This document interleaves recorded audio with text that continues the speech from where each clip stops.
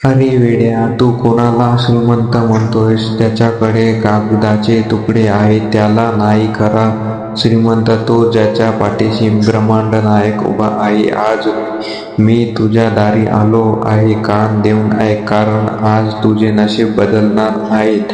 मी तुझ्या दारावर भिकाऱ्याच्या रूपाने उभा होतो, फक्त 2 घास मागायला, नाही तर तुझ्या नशिबाची झोळी हिऱ्या माणकांनी भरायला. पण तू वेळ नाही म्हणून दार लावून घेतलेस. तू मंदिरात माझी वाट पाहतोस आणि मी तुझ्या घराच्या अंगणात त्या लहानशा पाखराच्या रूपाने साथ घालत होतो. तू दुर्लक्ष केलेस, तिथेच तू तुझी खरी श्रीमंती गमावली. श्रीमंती तिजोरीत नसते रे, श्रीमंती माझ्या शब्दात आहे.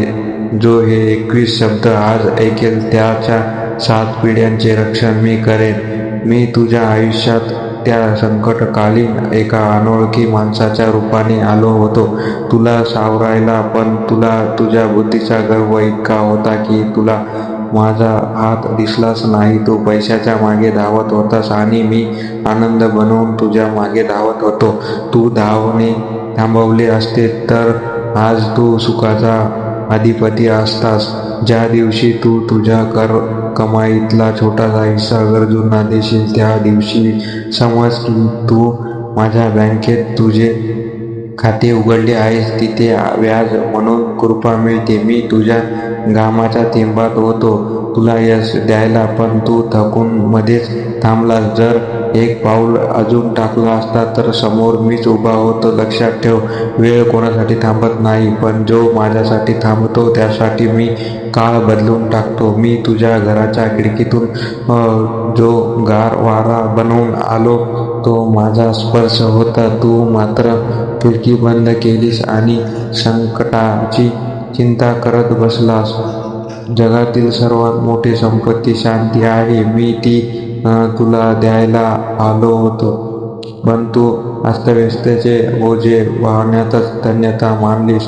भाग्योदयाचे अमृत कलश माझा शब्द हाच परमासमनी आहे. जो याला स्पर्श करेल, मनात साठवेल, त्याला लोखंडासारखे कठीण आयुष्य सोन्याचे होईल. बाकीचे लोक फक्त मोजत राहतील आणि तू माझा आशीर्वाद अनुभवत राहशील, कारण तू मला वेळ दिला आहे. मी आलो होतो तुझ्या अहंकार घायला, जेणेकरून मी तुला माझे सामर्थ्य देऊ शकेन. पण तू अहंकारालाच श्रीमंती समजून बसलास. जो आज हे बोलणे मनापासून ऐकल, त्याच्या घरात धनाचा पाऊस पडण्याआधी समाधानाचा वर्षाव होईल. तू म्हणतोय स्वामी येत नाहीत आणि मी तर तुझ्या अन्नातला प्रत्येक घास होऊन तुला जगवत आहे. एकदा कृतज्ञ होऊन बघ, साक्षात लक्ष्मी तुझ्या दारी येईल. श्रीमंत व्हायचे असेल तर आधी हृदयाचे कवाडे उघड. मी तिथे राहायला आलो होतो, पण तू तिथे मत्सर आणि द्वेष भरून ठेवला होतास. मी तुझ्या दारात उभा आहे. एक संधी बनवून तिला ओळख. तिला योगायोग म्हणू नकोस, तो माझा नियोजन प्रसंग आहे.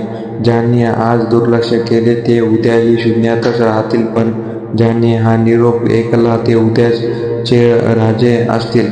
भक्ती हीच तुझी खरी गुंतवणूक आहे. या गुंतवणुकीचा परतावा मी तुला मोक्ष आणि वैभवात देईन. काळजी नको करू, मी तुझ्या काळजा चोरून नेण्यासाठी आलो होतो. तू फक्त स्मितहास्य कर, बाकी सर्व मी सांभाळून घेईन. भिवू नकोस, मी तुझ्या पाठीशी आहे. पण आता तरी ओळख, मी तुझ्या दारात, तुझ्या समोर, तुझ्या हृदयात उभा आहे.